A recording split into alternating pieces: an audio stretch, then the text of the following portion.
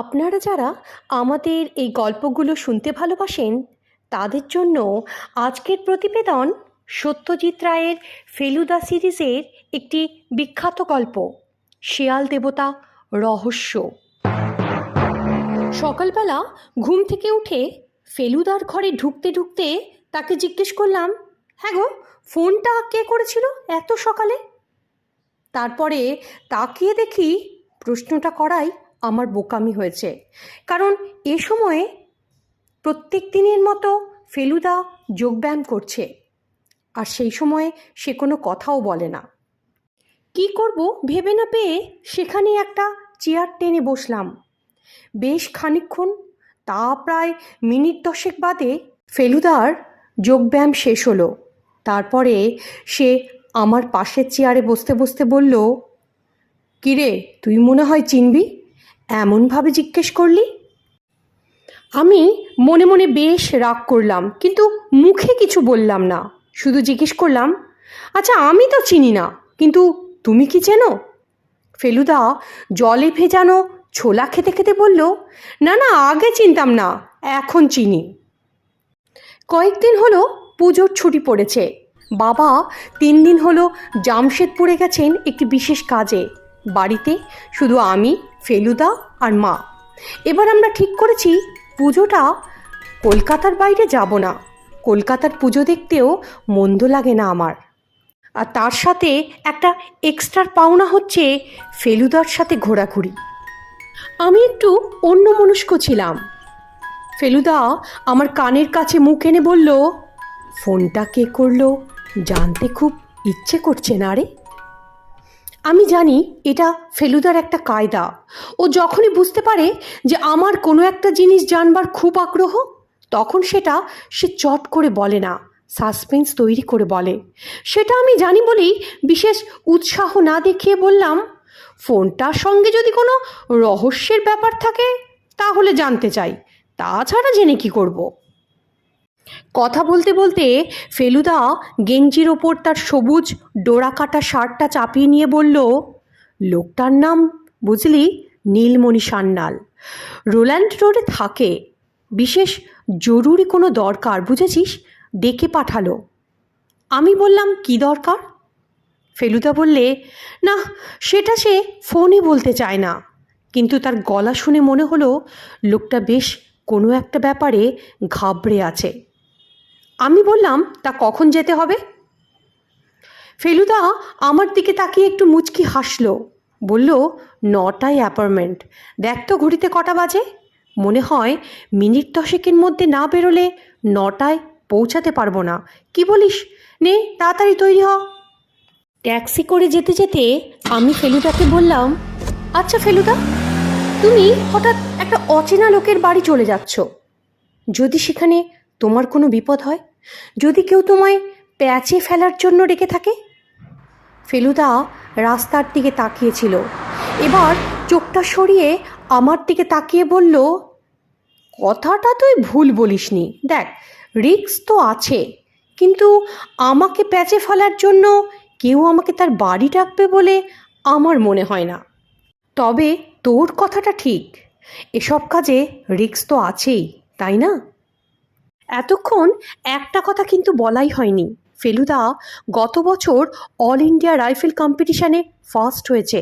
মাত্র 3 মাস বন্দুক শিখেই ওর যা টিপ হয়েছিল সেটা একবারে দেখার মতো। ফেলুদার এখন বন্দুক আর রিভলভার 2 আছে, তবে খুব একটা সেগুলো সে ব্যবহার করে না, বা সত্যি কথা বলতে সেগুলো সে ব্যবহার করতেই চায় না। আমি বললাম, ফোনে কথা বলে ভদ্রলোক সম্পর্কে কি বুঝলে? ফেলুদা একবার ভাবল, তারপরে বলল, ভদ্রলোক পান খান, বোধহয় কানেও কম শোনেন, কথাটা অনেকবার ব্যবহার করেন, আর অল্প সর্দিতে ভুগছেন। এছাড়া আর কিছু তোকে ডিটেলস দিতে পারবো না রে। এরপরে আমি তাকে আর কিছু জিজ্ঞেসই করিনি। ঠিকানা অনুযায়ী আমরা যখন নীলমণি সান্যালের বাড়ির সামনে ট্যাক্সি থেকে নামলাম, তখন বাড়িটা দেখে বেশ ভাল লাগছিল। দোতলা বাড়ি, তবে খুব একটা বড় নয়, আবার পুরনোও নয়। সামনের দিকে একটা বাগান আছে, তবে সেটা খুব ব্যবহারের কিছু নয়। একজন দারোয়ান গোছের লোক এসে ফেলুদার কাছ থেকে ভিজিটিং কার্ড নিয়ে ভেতরে গেল। খানিকক্ষণ বাদে ঘুরে এসে আমাদের ভেতরে যেতে বলল। আমরা যখন বৈঠকখানায় ঢুকলাম, দেখলাম ঘরটা বেশ সুন্দর করে সাজানো। সোফা, টেবিল, ফুলদানি, ছবি, কাচের আলমারি, আরও সুন্দর সুন্দর জিনিস দিয়ে ঘরটা বেশ জমকালো করে সাজানো। মনে হয় কেউ অনেক মাথা খরচ করে ঘরটাকে সাজিয়েছে। আমরা সোফায় বসতে বসতেই একজন লোক ঘরে ঢুকলো। পরনে তার আদ্যির পাঞ্জাবি পাজামা আর পায়ে হরিণের চামড়ার চটি। তার দুহাতে অনেকগুলো আংটি। হাইট মাঝারি, দাড়ি গোঁফ কামানো, মাথার চুল বেশি নেই, রং মোটামুটি ফর্সা, আর চোখ দুটো ঢুলু ঢুলু। দেখেই মনে হয় এই বুঝি ঘুমের থেকে উঠল। বয়স কত হবে ঠিক বলতে পারবো না আমি, মনে হয় 50-এর আশেপাশে।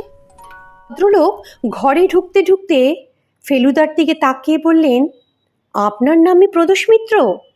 আপনি যে এতটা ইয়াং আমার কিন্তু ঠিক জানা ছিল না। ভদ্রলোক বললেন, আপনাদের জন্য কি আনতে বলি, চা না কফি? ফেলুদা একবারই না করে দিল। বলল, না না, আমরা এইমাত্র চা খেয়ে বেরিয়েছি, এখন আর এসবে সময় নষ্ট না করে আপনি কী জন্য আমায় ডেকেছেন সেটা যদি বলেন ভালো হয়।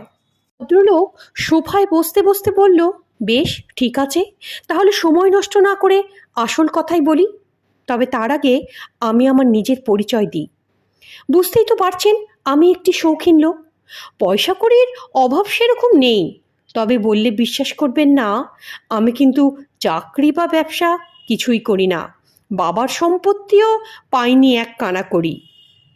তারপর নীলমণিবাবু রহস্য করার ভাব করে চুপ করলেন। ফেলুদা বলল, তাহলে কি লটারি জিতেছেন? ভদ্রলোক তাকালো ফেলুদার দিকে, বলল, হ্যাঁ এক্স্যাক্টলি। 11 বছর আগে রেঞ্জার্স লটারি জিতে এক ধাক্কায় পেয়ে যাই 2.5 লক্ষ টাকা। তারপর সেই টাকা দিয়ে খানিকটা বুদ্ধি আর খানিকটা ভাগ্যের জোরে বেশ ভালোভাবে চালিয়ে যাচ্ছি। বাড়িটা তৈরি করি বছর 8 আগে। আপনি হয়তো ভাবছেন এরকম অকেজোভাবে একটা মানুষ বেঁচে থাকে কি করে, তাই তো? কিন্তু আসলে একটা কাজ আমার আছে। বলতে পারেন ওই একটি কাজই আমি করি, সেটা হলো অকশন থেকে পুরনো জিনিসপত্র কেনা।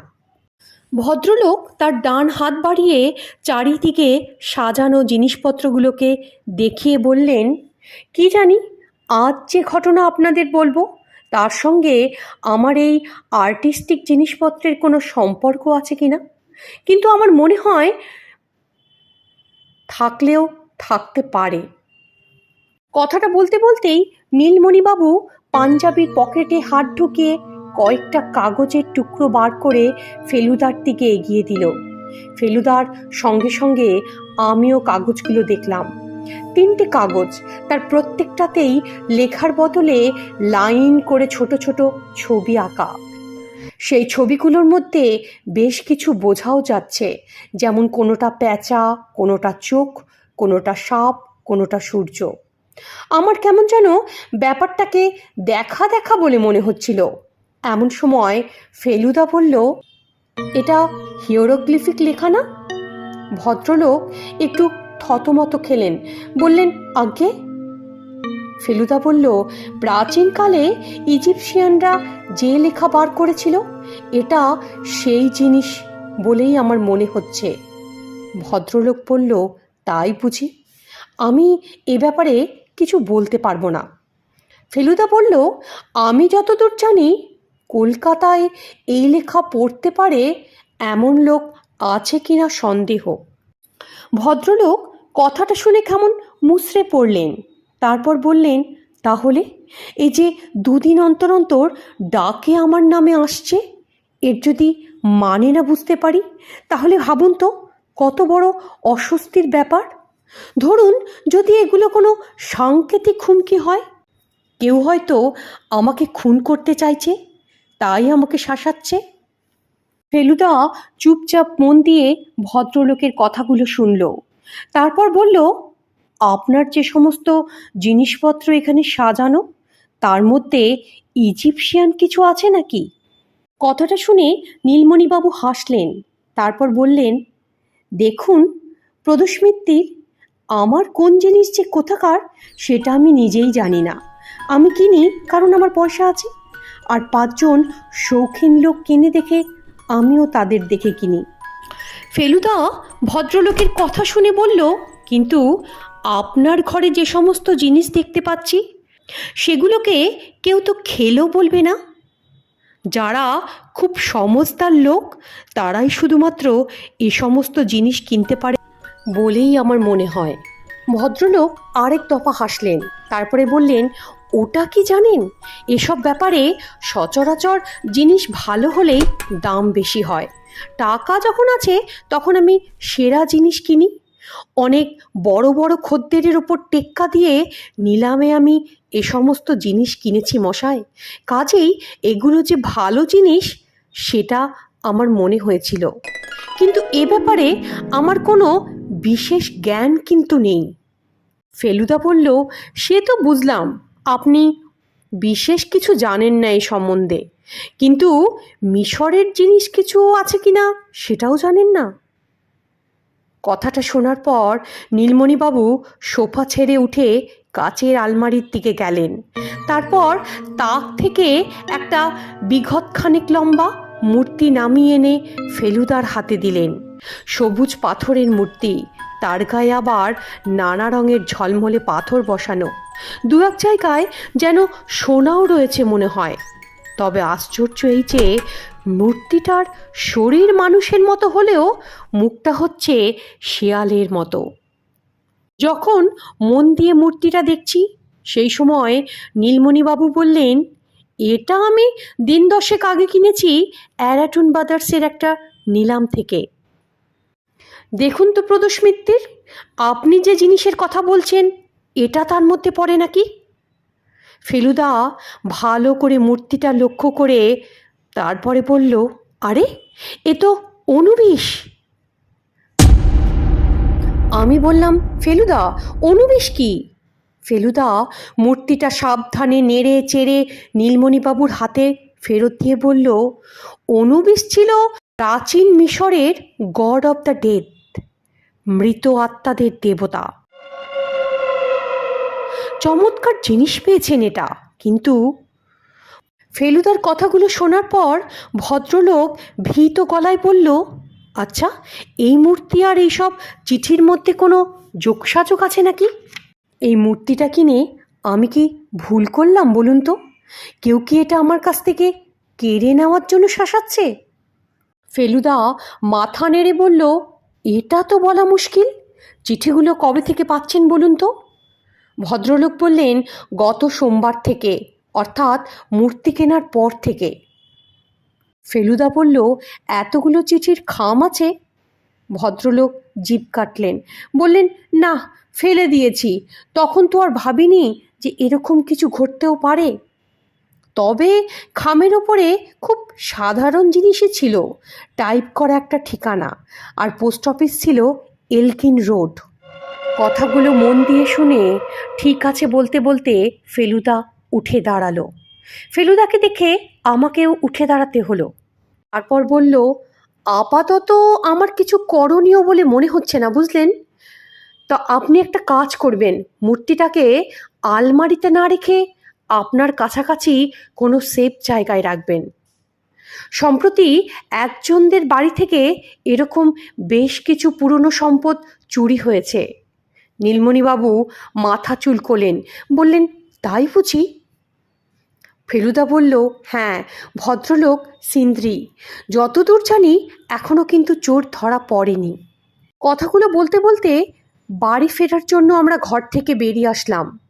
বেরিয়ে এসে সামনের চৌকো বারান্দায় দাঁড়িয়েছিলাম। ফেলুদা বলল, আপনার সঙ্গে রসিকতা করতে পারে এমন কেউ আছে? ভদ্রলোক মাথা নেড়ে বললেন, না, এরকম কেউ নেই। পুরনো বন্ধুদের সঙ্গে অনেক দিন ছাড়াছাড়ি হয়ে গেছে। ফেলুদা বলল, আর আপনার শত্রু? কথাগুলো শুনে নীলমণি সান্যাল খানিকক্ষণ চুপ করে রইল। তারপরে বলল, ধনীর তো শত্রু সব সময় থাকে, তবে তারা তো কেউ আর শত্রু বলে পরিচয় দেয় না। সামনাসামনি দেখা হলে সকলেই তো খাতির করে কথা বলে। ফেলুদা কথাগুলো ভালোভাবে শুনল, তারপরে আবার একটা প্রশ্ন করলো। বলল, আপনি যখন অ্যারাটন ব্রাদার্স থেকে নিলামে এই জিনিসটা কিনছিলেন, সেই সময়ে অন্য কোনো ভদ্রলোক এটা নেওয়ার জন্য উত্তেজিত হয়নি? ভদ্রলোক যেন ভাবনার সমুদ্রে ছিলেন। ফেলুদার কথা শুনে হঠাৎ নড়ে চড়ে বললেন, হ্যাঁ হ্যাঁ, ঠিক বলেছেন, ঠিক কথা আপনার মাথাতে এসেছে, আমার তো আসেনি।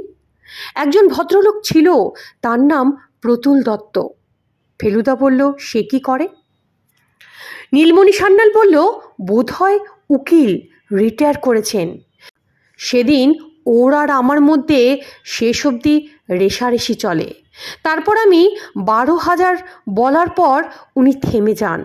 মনে আছে, নিলামের পর আমি যখন বাইরে এসে ট্যাক্সি ধরছি, তখন হঠাৎ ওর সঙ্গে আমার চোখাচোখি হয়।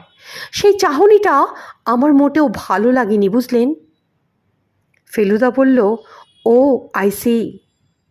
বারান্দা থেকে নিচে নেমে গেটের দিকে আস্তে আস্তে নীলমণিবাবুকে আবার একটা প্রশ্ন করে বসলো ফেলুদা। বলল, এই বাড়িতে আপনারা কে কে থাকেন? কথা শুনে নীলমণিবাবু হাসলেন। বললেন, কি বলছেন মশাই, আমার মতো একা মানুষ বোধ হয় কলকাতায় দুটি নেই।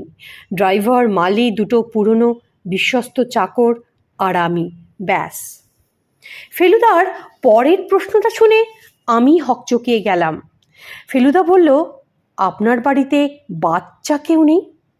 ভদ্রলোক কথাটা শুনে যেন এক মুহূর্ত অবাক হলেন, তারপর হো হো করে হেসে উঠলেন।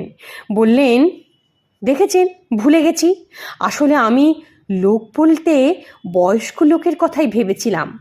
আজ দিন 10 হলো আমার ভাগ্নে ঝন্টু এখানে এসে রয়েছে। ওর বাবা ব্যবসা করেন।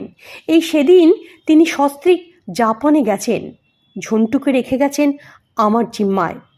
বেচারি এসে অবধি ইনফ্লুয়েঞ্জায় ভুগছে।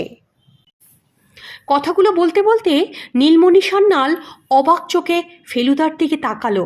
বলল, আপনি কি করে জানলেন বাড়িতে বাচ্চা কেউ আছে? ফেলুদা বলল, বৈঠকখানার একটা আলমারির পিছন থেকে ঘুড়ির একটা কোনা উকি মারছিল কিনা, তাই। বাড়ি ফেরার পথে আমি ফেলুদাকে বললাম, আচ্ছা ফেলুদা, পুরনো ইজিপশিয়ান দেবদেবীর মূর্তি ঘরে রাখা তো বেশ বিপজ্জনক, তাই না? ফেলুদা বললে, কে বলল? আমি বললাম, বারে, তুমিই তো একদিন বলেছিলে। ফেলুদা আপত্তি করলো, বলল, মোটেই না। আমি বলেছিলাম যেসব প্রত্নতাত্ত্বিকরা প্রাচীন ইজিপশিয়ান মূর্তি বার করেছে, তাদের মধ্যে বেশ কয়েকজনকে নাজেহাল হতে হয়েছে।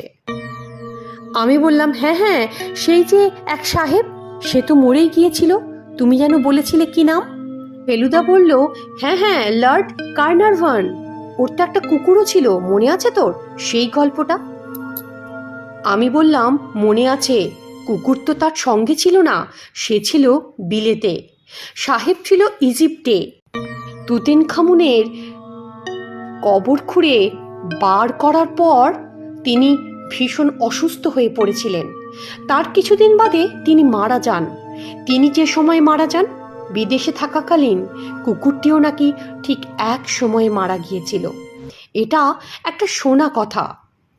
আমি বললাম, জানো ফেলুদা, প্রাচীন মিশরের কোনো জিনিস দেখলেই আমার না এই গল্পটা মনে পড়ে যায়। আচ্ছা, নীলমণিবাবুকে এসব কিছু জানেন না? উনি একবারও ভয় পেলেন না কেন জিনিসটা কেনার আগে?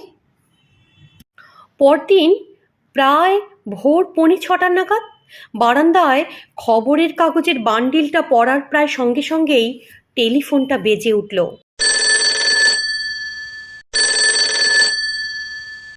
আমি ফোনটা তুলে হ্যালো বলছি। হঠাৎ করে দেখি ফেলুদা আমার হাত থেকে ফোনটা প্রায় ছিনিয়ে নিয়ে কথা বলতে শুরু করেছে। পরপর 3 বার হুঁ, 2 বার ও, তারপর ঠিক আছে বলে ফোনটা রেখে দিল। তারপর আমার দিকে তাকিয়ে বলল, ওরে অনুবিশ গায়েব, এক্ষুনি যেতে হবে।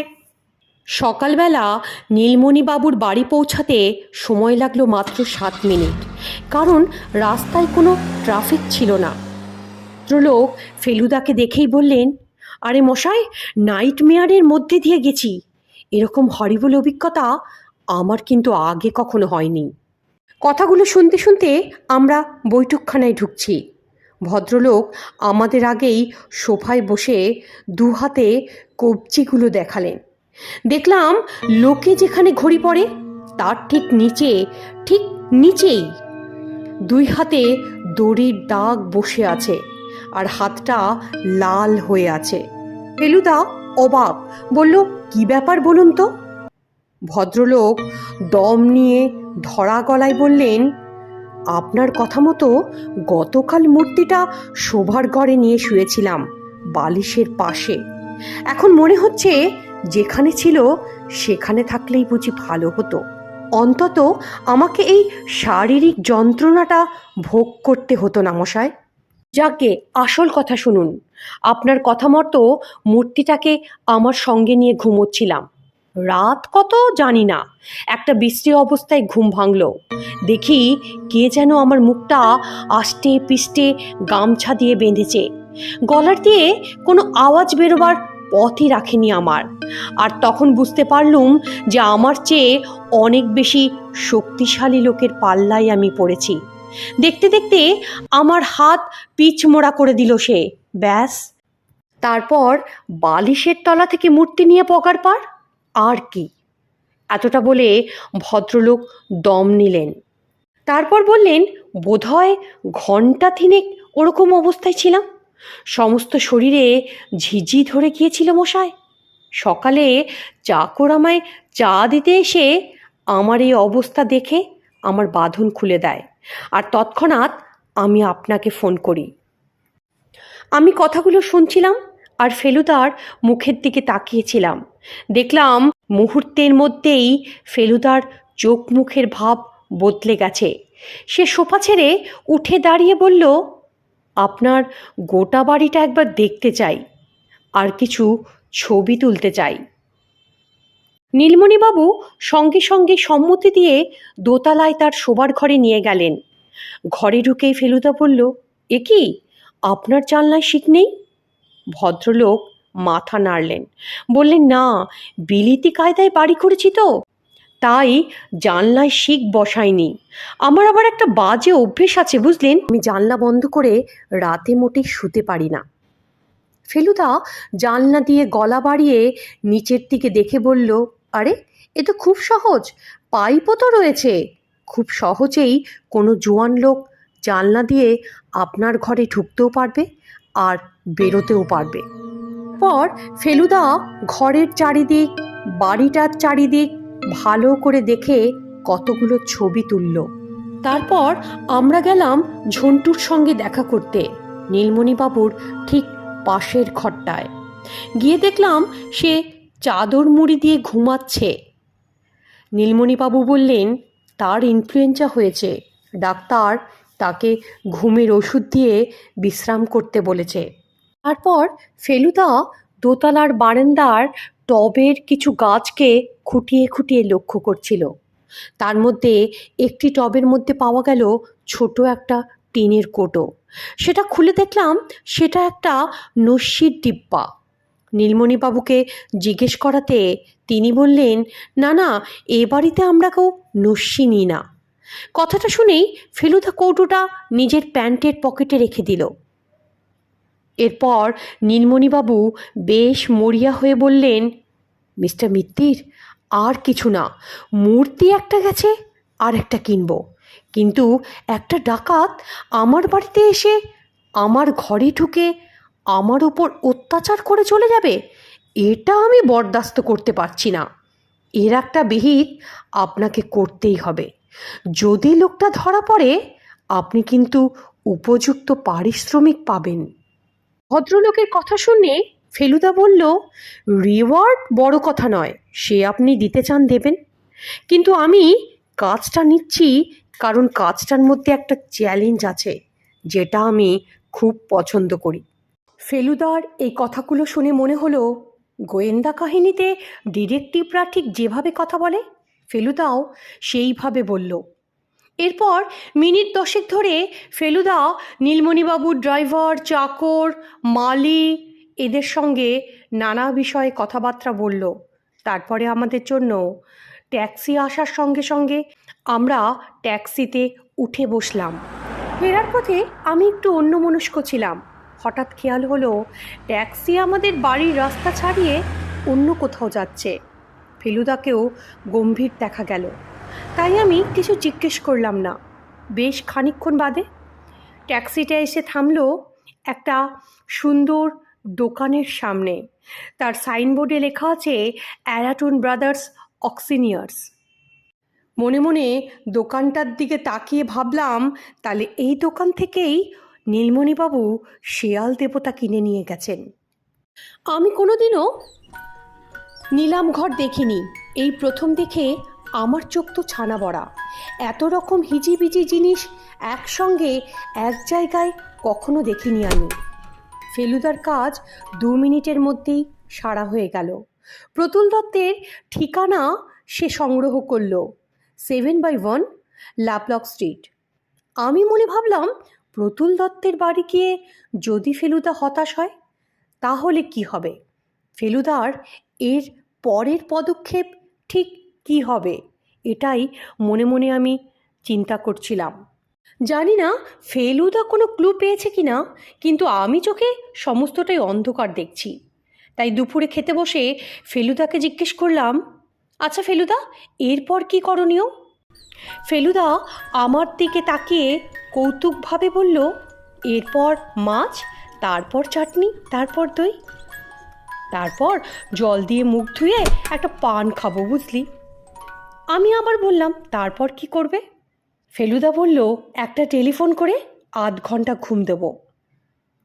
কথাগুলোর মধ্যে আমি কোনো ইন্টারেস্টিং খবর পেলাম না, তাই মনমরা হয়ে গেলাম। খাবার পর ডিরেক্টরি থেকে প্রতুল দত্তের নাম্বারটা বার করে দিলাম ফেলুদাকে। ফেলুদা নাম্বার ডায়াল করে কথা বলল। তাদের কথা হু হা না, যাব, কিন্তু ছাড়া কিছুই বুঝলাম না, কারণ কথাগুলো ছিল একতরফা, তাই বোঝা অনেকটাই অসম্ভব। শেষকালে ফেলুদা অশেষ ধন্যবাদ আর নমস্কার জানিয়ে ফোনটা রেখে দিল। তারপর আমার দিকে তাকিয়ে বলল, বুঝলি, ভদ্রলোকের বাড়িতে চুনকাম হচ্ছে, তাই জিনিসগুলো সরিয়ে রেখেছেন, তবে সন্ধ্যের দিকে গেলে দেখতে দেবে বলছে। আমি আর কথা বাড়ালাম না।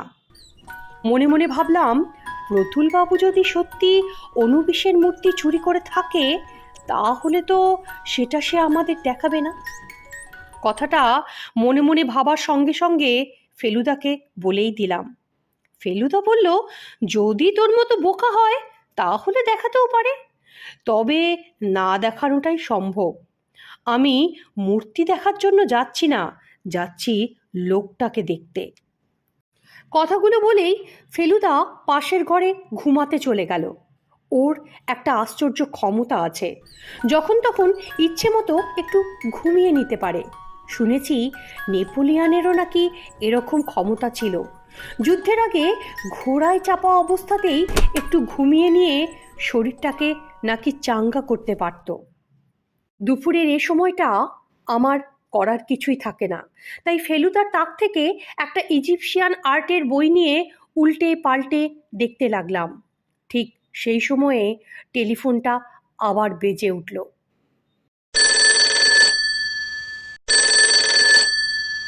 আমি এক দৌড়ে বসবার ঘরে গেলাম ফোনটা তুলতে, কিন্তু হ্যালো বলার সঙ্গে সঙ্গে ওপাশ থেকে কেউ কোনো উত্তরই দিল না। বেশ খানিকক্ষণ সব চুপচাপ। আমার বুকটা কেমন যেন ঢিপ ঢিপ করছিল। প্রায় 10 সেকেন্ড পরে একটা গম্ভীর কর্কশ গলা শুনতে পেলাম। বললেন, প্রদোষ মিত্র আছেন? আমি ঢোক গিলে বললাম, উনি তো ঘুমোচ্ছেন, কিন্তু আপনি কে? তারপর আবার কয়েক সেকেন্ড সব চুপচাপ। তারপর ওপার থেকে কেউ একজন বলল, আপনি তাকে বলে দেবেন যে মিশরের দেবতা যেখানে যাবার সেখানেই গেছে। প্রদোষ মিত্তির যেন এ ব্যাপারে নাক না গলায়, কারণ তাতে কারুর কোনো উপকার হবে না, বরং অনিষ্ট হওয়ার সম্ভাবনা বেশি। কথাগুলো শুনে আমি স্থাণুর মতো দাঁড়িয়ে রইলাম। টেলিফোনটা রাখতে যেন ভুলেই গিয়েছিলাম, কিন্তু ওপাশ থেকে কখন যে টেলিফোনটা কেটে গেছে বুঝতেই পারিনি। হঠাৎ ফেলুদার গলা পেয়ে তাড়াতাড়ি রিসিভারটাকে জায়গায় নামিয়ে রাখলাম। জিজ্ঞেস করলো আমায়, হ্যাঁ রে, কে ফোন করেছিল? আমি ফোনে যা শুনেছি তাই বললাম। ফেলুদা গম্ভীর মুখ করে ভুরু কুচকে সোফায় বসে বলল, ইস, তুই যদি আমাকে ডাকতিস রে। আমি বললাম, কি করব বলো? লোকটার কথাগুলো শুনে আর গলার আওয়াজ শুনে আমি না কেমন ভয় পেয়ে গিয়েছিলাম। ফেলুদা কথাটার খুব একটা গুরুত্ব না দিয়ে বলল, যাকগে, আপাতত চল প্রতুল দত্তের চেহারা একবার দেখে আসি, মনে হচ্ছে আলোর সন্ধান পাচ্ছি। ঠিক 6:05 আমরা প্রতুল দত্তের বাড়ির সামনে ট্যাক্সি থেকে নামলাম। ফেলুদা মেকআপ করে সেজেছে একজন 60 বছরের বুড়োকে, কাঁচা পাকা মেশানো চুল, গোফ। তাকে দেখলে এখন আমার বাবাও চিনতে পারবে না। ফেলুদা আমাকে সাজিয়েছে একটা কদম ছাট পরচুলা দিয়ে, আর নাকের ওপর দিয়েছে একটা চশমা। তারপর বলল, শোন, তুই আমার ভাগ্নে, তোর নাম সুবোধ, অর্থাৎ শান্তশিষ্ট লেজ বিশিষ্ট ভালো মানুষটি হয়ে থাকিস, ওখানে যেন মুখ খুলবি না। প্রতুলবাবুর বাড়ি চুনকাম প্রায় হয়ে গেছে। ডিজাইন দেখে বোঝা যায় বাড়ি প্রায় 25-30 বছরের পুরনো, তবে নতুন রঙের জন্য দরজা জানলা সব কিছু ঝলমল করছে। গেট দিয়ে ঢুকে এগিয়ে গিয়ে দেখি বাইরে একটা খোলা বারান্দায় একটা বেতের চেয়ারে একজন মাঝবয়সী ভদ্রলোক বসে আছেন। আমাদের এগোতে দেখেও তিনি চেয়ার ছেড়ে উঠলেন না। সন্ধ্যার আবছা অন্ধকারেও বুঝলাম তার মুখটা বেশ গম্ভীর। ফেলুদা দুহাত তুলে মাথা হেঁট করে নমস্কার জানাতে জানাতে বলল, আপনি কি প্রতুলবাবু? ভদ্রলোক বেশ গম্ভীর, বললেন, হ্যাঁ। ফেলুদা বলল, আগে আমার নাম জয়নারায়ণ বাগচি, আমি আপনাকে আজ দুপুরে টেলিফোন করেছিলাম, এটি আমার ভাগ্নে সুবোধ। ভদ্রলোক একটু বিরক্ত, বলল, আবার ভাগ্নে কেন? টেলিফোনে তো এরকম কোনো কথা হয়নি। ভদ্রলোকের কথা শুনে আমার মাথার পরচুলার মধ্যে কুটকুট করতে শুরু করলো। ফেলুদা ভীষণ নরম করে বলল, আগে ও ছবি আঁকতে ভালোবাসে তো, তাই নিয়ে আসলাম। ভদ্রলোক বিরক্তি সরেই বললেন, আপনারা আমার জিনিস দেখতে চাইছেন, আপত্তি নেই, তবে সরিয়ে রাখা জিনিস সব টেনে বার করতে হচ্ছে, অনেক হ্যাঙ্গামা। একে বাড়িতে রাত দিন মিস্ত্রি, তার মধ্যে এই ঠেলা আর পোষাচ্ছে না, বুঝলেন? তার মধ্যে এই কাঁচা রঙের গন্ধ আমার আবার সহ্য হয় না। সব ঝক্কি শেষ হলে বাঁচি মনে হয়। আচ্ছা ছাড়ুন এই কথা, চলুন ভেতরে যাওয়া যাক। লোকটাকে ভালো না লাগলেও ভেতরে গিয়ে তার জিনিসপত্র দেখে চোখ ছানা বড়া হয়ে গেল। ফেলুদা বলল, আপনার কাছে মিশর দেশের শিল্পকলার অনেক চমৎকার নিদর্শন রয়েছে দেখছি। ভদ্রলোক বললেন, তা আছে, কিছু কায়রো থেকে কেনা, কিছু এখানকার অকশানে।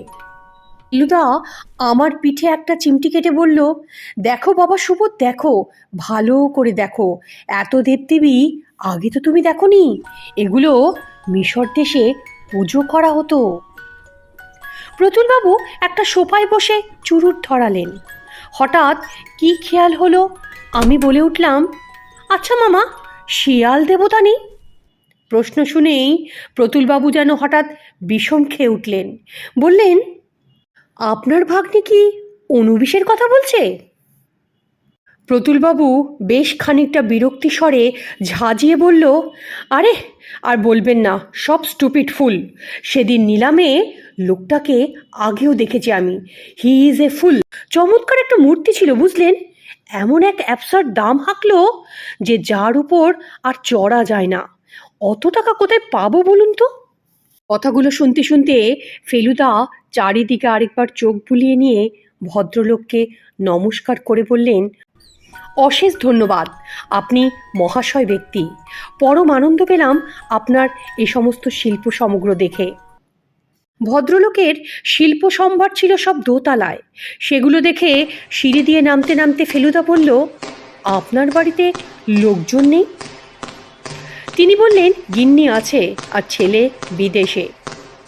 প্রতুল দত্তের বাড়ি থেকে বেরিয়ে ট্যাক্সির জন্য হাঁটতে হাঁটতে বুঝলাম পাড়াটা বেশ নির্জন। 7টাও বাজেনি, অথচ রাস্তায় প্রায় লোক নেই বললেই চলে। দুটি বাচ্চা ভিখিরি শ্যামা সঙ্গীত গাইতে গাইতে এগিয়ে আসছে। একটু কাছে এলে বুঝলাম একজন গাইছে, আরেকজন বাজাচ্ছে। ভারী সুন্দর গান করে ছেলেটা। শ্যামা সঙ্গীত শুনতে শুনতে আমরা বালিগঞ্জ সার্কুলার রোড দিয়ে হাঁটতে হাঁটতে সামনে যাচ্ছিলাম। খানিকক্ষণ বাদে একটা খালি ট্যাক্সি পেয়ে উঠে বসলাম বাড়ির উদ্দেশ্যে। পরদিন সকালে যখন টেলিফোন বাজলো তখন আমি বাথরুমে দাঁত মাজছি। কাজেই ফোনটা ফেলুদাই ধরল। জিজ্ঞেস করে জানলাম নীলমণিবাবু ফোন করেছিলেন একটা খবর দেওয়ার জন্য। প্রতুলবাবুর বাড়িতেও নাকি কাল রাতে ডাকাতি হয়ে গেছে, আর এই খবরটা কাগজেও বেরিয়েছে। টাকা পয়সা নাকি খোয়া যায়নি, গেছে শুধু কিছু প্রাচীন কারুশিল্পের নমুনা, 8-10টা ছোট ছোট জিনিস, সব মিলিয়ে প্রায় যার দাম 20-25 হাজার টাকার কম না। পুলিশ নাকি তদন্ত আরম্ভ করে দিয়েছে। আমরা যখন প্রতুলবাবুর বাড়ি পৌঁছালাম তখন প্রায় 7:15। আজ ফেলুদা বা আমি কেউই মেকআপ করিনি। দেখলাম ফেলুদার হাতে সেই জাপানি ক্যামেরা। আমরা গেটের ভেতর ঢুকছি।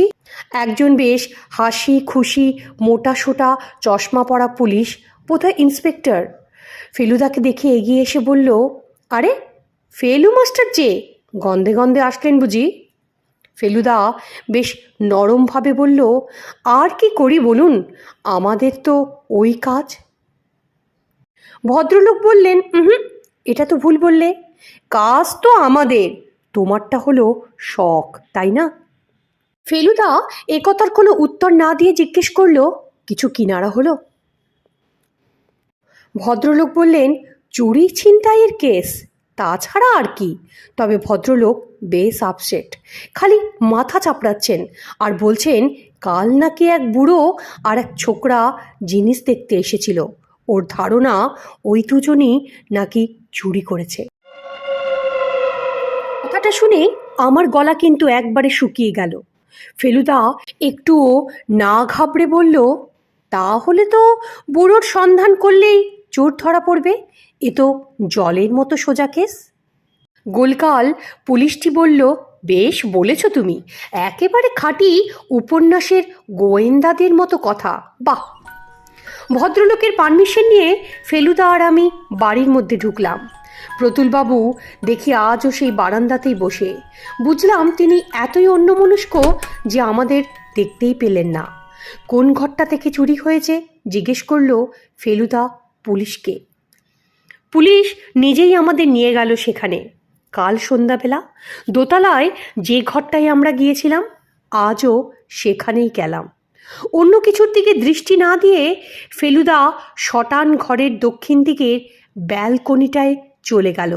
সেটার থেকে ঝুঁকে নিচ দিকে চেয়ে বলল, আরে পাইপ পেয়ে তো অনায়াসেই ওঠা যায়, তাই না?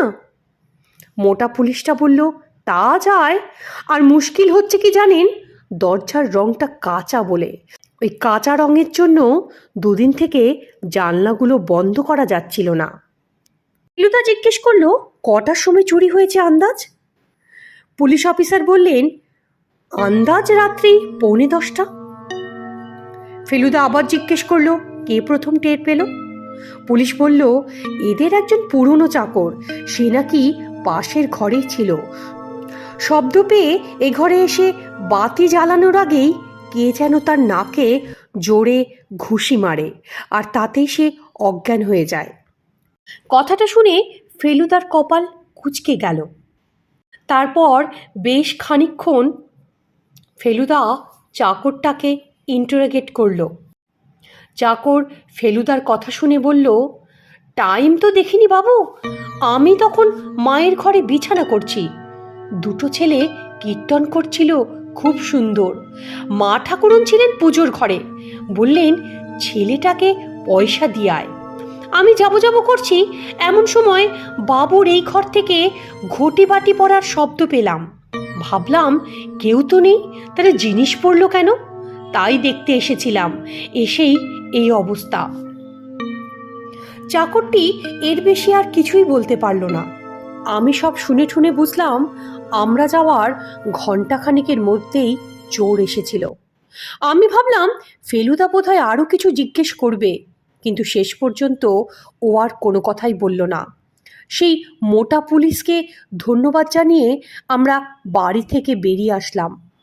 বাড়ির বাইরে এসে ফেলুদার মুখের চেহারা একদম বদলে গেল। এ চেহারা আমি জানি, ফেলুদা কিছু একটা রাস্তা ঠিক খুঁজে পেয়েছে, আর সে রাস্তা দিয়ে গেলেই রহস্যের সমাধান যে হবে সেটা আমি ভালোই জানি। আমাদের পাশ দিয়ে হুশহাস করে ট্যাক্সি চলে যাচ্ছিল, কিন্তু ফেলুদা একটাও থামালো না। আমরা দুজনে হাঁটতে হাঁটতে চললাম সামনের দিকে। প্রতুলবাবু যে চোর নন সে কথাটা আমার মনে পরিষ্কার। আমিও ব্যাপারটা নিয়ে একটু ভাবার চেষ্টা করছি। পাশ দিয়ে হুশহাস করে ট্যাক্সি, গাড়ি, মোটরসাইকেল চলে যাচ্ছে, কিন্তু ফেলুদার সেদিকে কোনো হুঁশ নেই। আমি একবার ফেলুদার দিকে তাকাচ্ছি, একবার রাস্তার দিকে। ভাবার চেষ্টা করছি ফেলুদা কোন জিনিস নিয়ে বেশি ভাবছে। কিছুক্ষণ হাঁটার পর আমরা এসে পৌঁছালাম নীলমণিবাবুর বাড়ির পাঁচিলের পাশে। ফেলুদা পাঁচিলটা বাইরে রেখে হাঁটতে শুরু করলো ধীরে ধীরে।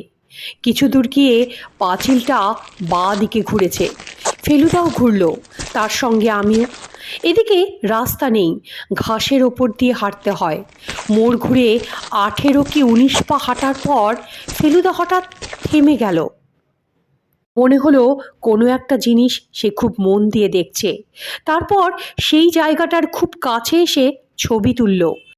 আমি দেখলাম সেখানে একটা ব্রাউন রঙের হাতের ছাপ, পুরো হাত নয়, দুটো আঙুল আর তেলোর খানিকটা অংশ, কিন্তু তা থেকেই বোঝা যায় যে সেটা বাচ্চা ছেলের হাত।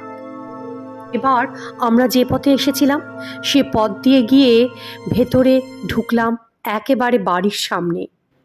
খবর পাঠাতেই নীলমণিবাবু বেশ ব্যস্ত হয়ে নিচে আসলেন। আমরা তিনজনেই বৈঠকখানায় বসলাম। নীলমণিবাবু বললেন, আপনি শুনলে কি বলবেন জানি না, তবে আমার মনটা জানেন তো আজ বেশ হালকা। আমার মতো দুর্দশা যে আরও একজনের হয়েছে, এতে আমার কষ্টটা খানিকটা লাঘব হচ্ছে। কিন্তু তাও একটা প্রশ্নের উত্তর না পাওয়া অবধি কষ্ট যাবে না।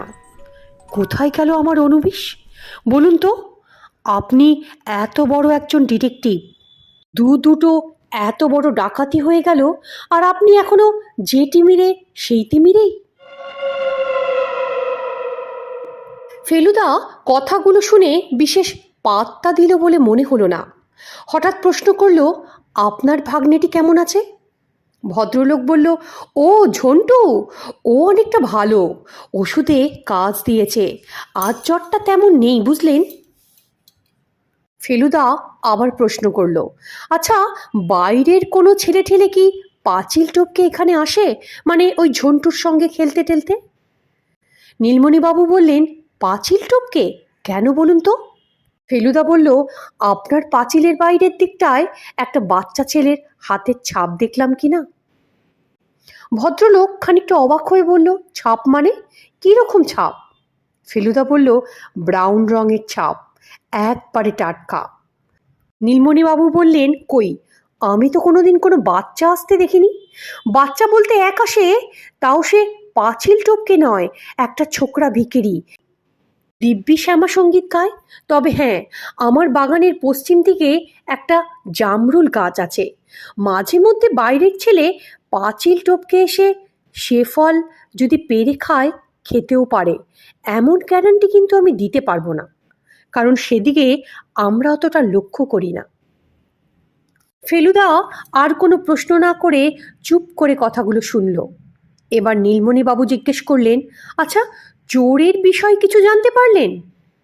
কথাটা শোনার সঙ্গে সঙ্গেই ফেলুদা সোফা ছেড়ে উঠে পড়ল। তারপর বলল, লোকটার হাতের জোর সাংঘাতিক। এক খুশিতে প্রতুলবাবুর চাকরকে অজ্ঞান করেছে।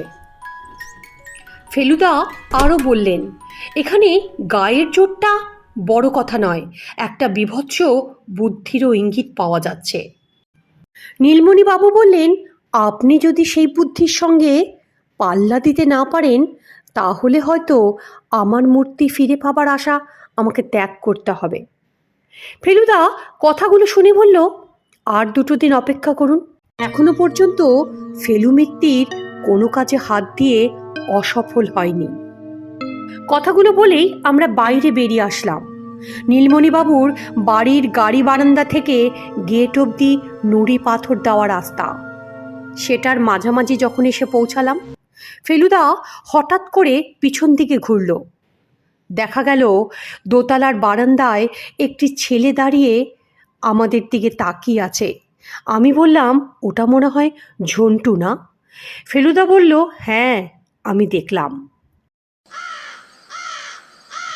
আজ সারা দুপুর ফেলুদা তার নীল রঙের খাতা নিয়ে কি সমস্ত আঁকিবুকি করছিল, আর কালকের শোনা সেই শ্যামা সঙ্গীতটা গুনগুন করে গান গাইছিল। বিকেলে চা খাওয়ার পর ফেলুদা বলল, আরে শোন, আমি একটু বেরোচ্ছি, পপুলার ফটো থেকে আমার ছবিগুলো এনলার্জ করে আনি, তুই বাড়িতে থাক, যাওয়ার দরকার নেই। এখন দিন ছোট হয়ে আসছে, তাই 5:30 বাজতে না বাজতেই সূর্য ডুবে অন্ধকার হয়ে গেল। পপুলার ফটো দোকানটা হাজরা মোড়ে। ফেলুদার ছবি নিয়ে ফিরে আসতে 20 মিনিটের বেশি লাগা উচিত না? তবে এত দেরি হচ্ছে কেন, এ কথাই আমি মনে মনে ভাবছি।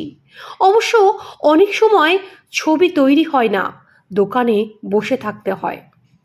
যখন এই কথাগুলো ভাবছি, হঠাৎ সেই শ্যামা সঙ্গীত আমার কানে ভাসল। সেই চেনা গলা। দেখলাম সেই ছেলে দুটো আমাদের পাড়ায় আজ ভিক্ষা করতে এসেছে। গান ক্রমে যেন এগিয়ে এলো।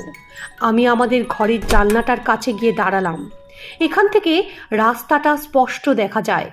ওই যে ছেলে দুটো, একজন গাইছে, আরেকজন করতাল বাজাচ্ছে। ছেলেটার কি সুন্দর গলা। এবার গান থামিয়ে ছেলেটা ঠিক আমাদের বাড়ির সামনে দাঁড়িয়ে উপরের দিকে মুখ করে বলল, মা, 2 ভিক্ষা দেবেন? আমার কি যেন মনে হলো, পকেট থেকে খুচরো পয়সা বার করে সেদিকে ছুঁড়ে দিলাম। পয়সাটা গিয়ে পড়ল রাস্তায়। ছেলেটা সেটা কুড়িয়ে নিয়ে হাঁটতে শুরু করলো। যখন ছেলেটা পয়সাটা কুড়াচ্ছিল, তখন একটা ব্যাপার দেখে আমার মাথা গোলমাল হয়ে গেল। যদিও আমাদের রাস্তাটা বেশ অন্ধকার, তবু ভিখারি ছেলেটা যখন ওপর দিকে মুখ করে ভিক্ষে চাইল, তখন যেন মনে হলো তার মুখের সঙ্গে ঝন্টুর মুখের অনেকটা মিল। হয়তো এটা আমার চোখের ভুল, কিন্তু তাতে মনের মধ্যে খটকাটা কিন্তু গেল না। আমি ঠিক করলাম ফেলুদা এলেই কথাটা বলবো। প্রায় 6:30টার দিকে মেজাজ গরম করে ফেলুদা ঢুকলো ঘরে, হাতে তার ফটোর প্যাকেট। তারপর বলল, এবার থেকে নিজের ঘরে একটা ডার্ক রুম বানাবো ছবি ডেভেলপ করার জন্য। বাঙালি দোকানের কথার কোনো দাম নেই, এতক্ষণ বসিয়ে রাখলো। কথাটা বলতে বলতেই ছবিগুলো ফেলুদা বিছানার ওপর সাজাচ্ছিল। ফেলুদা যখন ওর ছবিগুলো বিছানায় সাজাচ্ছিল, তখন আমি ভিখারিটার কথা বললাম, কিন্তু দেখলাম কথাটা শুনে ফেলুদা অবাক হলো না। সেটা আমার আশ্চর্য লাগলো। আমি বললাম, তোমার কিছু গণ্ডগোল মনে হচ্ছে না? ফেলুদা বলল, গণ্ডগোল তো বটেই, সেটা তো আমি প্রথম থেকেই বুঝেছি। আমি বললাম, তাহলে তুমি বলতে চাও ওই ছেলেটা চুরির সঙ্গে জড়িত? ফেলুদা বলল, হতেও পারে। আমি বললাম, আচ্ছা ফেলুদা, একটা বাচ্চা ছেলের হাতে অত জোর হয়? ফেলুদা বলল, এই ব্যাপারটাই তো ভেবে দেখতে হবে, বুঝলি। অনেকগুলো ছবির মধ্যে থেকে নীলমণিবাবুর পাঁচিলের গায়ে সেই ছোট বাচ্চা ছেলের ছবিটা আমার হাতে দিয়ে ফেলুদা বলল, ভালো করে দেখে বলতো, এটার দেখে তুই কি কি বুঝতে পারছিস? আমি বললাম, কি আর বুঝবো, বাচ্চা ছেলের হাত, তাছাড়া একটু ব্রাউন কালারের রং লাগানো। ফেলুদা বলল, এর মানে কি সত্যিই বুঝতে পারছিস না? আমি বললাম, রংটা পেন্ট হতে পারে। ফেলুদা বলল, কোথাকার পেন্ট, গেস কর। হঠাৎ আমার যেন কিছু মনে পড়ল। বললাম, প্রতুলবাবুর ঘরের দরজার রংটা তো এক্স্যাক্টলি এইরকম। কথাটা শুনে দেখলাম ফেলুদা একটু আনন্দ পেল। বলল, এক্স্যাক্টলি, সেদিন তোর শার্টেও দেখ বাঁদিকে খানিকটা রং লেগেছিল, এখনো মনে হয় আছে। কথাটা শুনে আমার মাথাটা কেমন ভো ভো করছিল। আমি বললাম, যার হাতের ছাপ সেই কি প্রতুলবাবুর ঘরে ঢুকেছিল? ফেলুদা বলল, হতেও পারে। তারপর ফেলুদা আমার দিকে ছবিটা আবার বাড়িয়ে দিয়ে বলল, ভালো করে দেখ তো, আর কি বুঝতে পারিস? না, আর কিছু আপাতত আমার মাথায় আসছে না, এবার তুমি বলো। ফেলুদা বলল, তুই পারলে সত্যি আমি আশ্চর্য হতাম। না না, আশ্চর্য হতাম না, শক পেতাম। কারণ তাহলে বলতে হতো তোর আর আমার বুদ্ধির কোনো তফাৎ নেই। আমি বললাম, তুমি এরকম বলছো কেন? ফেলুদা বললে, বলছি কারণ এটা একটা সাংঘাতিক কেস, ভয়াবহ ব্যাপার। অনুবিস যেমন ভয়ঙ্কর, এই রহস্যটাও তেমনই ভয়ঙ্কর। পরদিন সকালে ফেলুদা নীলমণিবাবুকে ফোন করল। বলল, মিস্টার সান্যাল, আপনার রহস্যের সমাধান হয়ে গেছে। আপনার মূর্তিটা এখনো হাতে পাইনি ঠিকই, কিন্তু কোথায় আছে সেটা আন্দাজ করতে পারি। আপনি কি এখন বাড়িতে? উপর থেকে নীলমণিবাবু বলেছিলেন, না না, আমি এখন হাসপাতালে যাচ্ছি, এই ঝন্টুকে নিয়ে একটু হাসপাতাল যেতে হবে। কথাটা আমি শুনেছিলাম ফেলুদার মুখ থেকেই, কারণ ওপাশের কথা আমি কিছুই শুনতে পাইনি। ফোনটা রেখেই ফেলুদা চট করে আরেকটা নাম্বার ডায়াল করলো। ফিসফিস করে কী যে বলল কিছু শুনতেই পেলাম না, তবে ফেলুদা যে পুলিশকে টেলিফোন করেছিল সেটা বুঝলাম। ফোনটা রেখেই আমাকে বলল, চল রেডি হ, এক্ষুনি বেরোতে হবে, কুইক। এত সকালে ট্রাফিক কম, তার উপর ফেলুদা আবার ট্যাক্সির ড্রাইভারকে বলল টপ স্পিডে চালাতে। দেখতে দেখতে আমরা নীলমণিবাবুর বাড়ির রাস্তায় এসে পড়লাম। গেটের কাছাকাছি যখন পৌঁছচ্ছি তখন দেখি নীলমণিবাবু তার কালো অ্যাম্বাসেডারে বেরিয়ে গেল বেশ স্পিডে। মনে হলো সামনে ড্রাইভার আর পেছনে নীলমণিবাবু ছাড়া কাউকে দেখলাম না। ফেলুদা চিৎকার করে বলল, অর জোরসে। ট্যাক্সি ড্রাইভারও একটু এক্সাইটেড হয়ে পড়ল, সেও এক্সিলেটারে পা চেপে দিল। সামনেই গাড়িটা দেখলাম বিশ্রী গো গো শব্দ করে ডান দিকে মোড় নিচ্ছে। এইবার ফেলুদা যে জিনিসটা করলো সেটা এর আগে কখনো করেনি। কোটের ভেতর থেকে হাত ঢুকিয়ে হঠাৎ রিভলভার বার করলো। গাড়ির জানলা দিয়ে ঝুঁকে পড়ে নীলমণিবাবুর গাড়ির পেছনের টায়ারে অব্যর্থ টিপ করে রিভলভারটা মারল। প্রায় একই সঙ্গে রিভলভারের আর টায়ার ফাটার শব্দ কানে আসলো। দেখলাম নীলমণিবাবুর গাড়িটা বিশ্রীভাবে রাস্তার একপাশে কেঁদড়ে পড়ে আছে। আমাদের গাড়িটা নীলমণিবাবুর গাড়ির পেছনে থামতেই দেখি উল্টো দিক থেকে পুলিশের জিপ এসেছে। এদিকে নীলমণিবাবু গাড়ি থেকে নেমে ভীষণ বিরক্ত মুখে এদিক ওদিক চাইছেন। ফেলুদা আর আমি ট্যাক্সি থেকে নেমে নীলমণিবাবুর দিকে এগিয়ে গেলাম। পুলিশের জিপটাও কাছাকাছি এসে থামলো। দেখলাম সেটা থেকে নামলেন সেই মোটা অফিসার। নীলমণিবাবু হঠাৎ বলে বসলেন, আরে এসব কি হচ্ছে? ফেলুদা গম্ভীর গলায় বলল, আপনার সঙ্গে গাড়িতে ড্রাইভার ছাড়া আর কে আছে জানতে পারি? ভদ্রলোক প্রায় চেঁচিয়ে উঠলেন, বললেন, কে আর থাকবে? আপনাকে তো তখনই বললাম ভাগ্নেকে নিয়ে হাসপাতাল যাচ্ছি। ফেলুদা আর কোনো কথা না বলে সোজা গিয়ে নীলমণিবাবুর গাড়ির দরজার হ্যান্ডেলটা ধরে এক টানে খুলে ফেলল। খোলার সঙ্গে সঙ্গে একটা বাচ্চা ছেলে গাড়ি থেকে তীরের মতো বেরিয়ে ফেলুদার উপর যেন ঝাঁপিয়ে পড়ে টুটি চিপে ধরল। কিন্তু ফেলুদা তো যোগব্যায়াম করে, ও রীতিমতো ক্যারাটেও জানে। ছেলেটার কবজি দুটো ধরে উল্টে তাকে অদ্ভুত কায়দায় মাথার ওপর দিয়ে ঘুরিয়ে আছাড় মেরে রাস্তায় ফেলল। যন্ত্রণার চোটে একটা চিৎকার ছেলেটার মুখ থেকে বেরিয়ে আসলো, আর সে চিৎকারটা শুনে আমার রক্ত জল হয়ে গেল। কারণ সেটা মোটেই বাচ্চা ছেলের চিৎকার নয়, সেটা একটা বয়স্ক লোকের বিকট হেরে গলার চিৎকার, যে গলাটা সেদিন আমি টেলিফোনে শুনেছিলাম। ইতিমধ্যেই পুলিশ এসে নীলমণিবাবুর গাড়ির ড্রাইভার আর বাচ্চাটাকে ধরে ফেলল। ফেলুদা তার জামার কলারটা ঠিক করতে করতে বলল, পাঁচিলের গায়ে হাতের ছাপ দেখেই ধরেছিলাম অল্প বয়সের ছেলের হাতে এত লাইন থাকে না, তাদের হাত আরও অনেক মসৃণ হয়। অথচ সাইজ যখন ছোট তখন তার একটাই মানে, এটা আসলে একটা বেটে বামনের হাতের ছাপ। বাচ্চাটা আসলে আর কিছুই না, একটা ডোয়ার্ফ। কত বয়স হলো আপনার সাকরেদের নীলমণিবাবু? ভদ্রলোকের গলা থেকে যেন আওয়াজই বেরুচ্ছে না, মিনমিন করে বলল, 40। ফেলুদা হাসতে হাসতে বলল, বেশ বুদ্ধি খাটিয়েছিলেন, কি বলুন?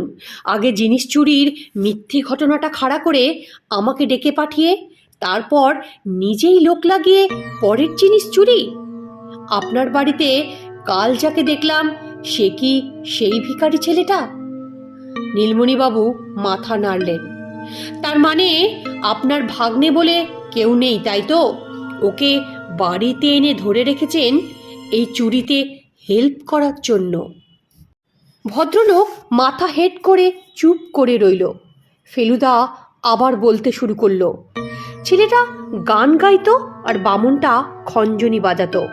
কেবল চুরির সময়ে খঞ্জনিটা ভিখারিটা নিজেই বাজাতো, তখন বামনটা যেত চুরি করতে।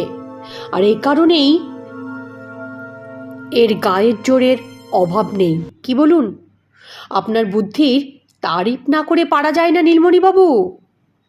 কথাগুলো শুনে নীলমণিবাবু একটা দীর্ঘ নিঃশ্বাস ফেলে বললেন, মিশরের প্রাচীন জিনিসের ওপর একটা নেশা ধরে গিয়েছিল। প্রচুর পড়াশোনা করেছি মশাই। সাধে কি প্রতুল দত্তের ওপর হিংসা?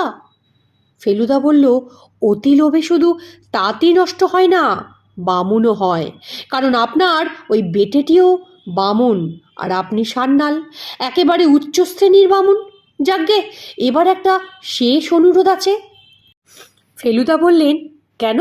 আমার রিওয়ার্ডটা আপনি ভুলে গেলেন? নীলমণিবাবু ফ্যাল করে ফেলুদার দিকে চেয়ে আছেন আর বললেন, রিওয়ার্ড? খানিকক্ষণ বাদে অনুবিশের মূর্তিটা পাঞ্জাবির পকেট থেকে বার করে ফেলুদার হাতে দিলেন।